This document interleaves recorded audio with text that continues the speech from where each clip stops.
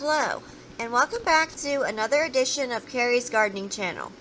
Today is March the 18th, 2018, and I have one of my onion seedling flats here today.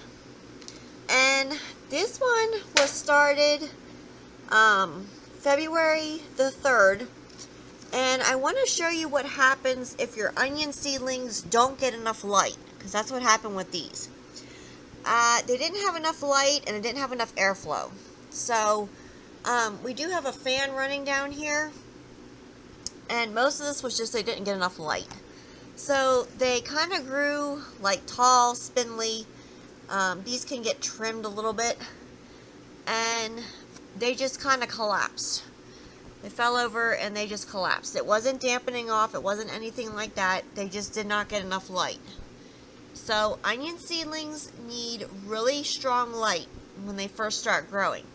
Now when they get like to this size here, you can take them further away from the light, or like this size over here. These are really nice strong plants. These were started back in January. So I wanted to put that on there.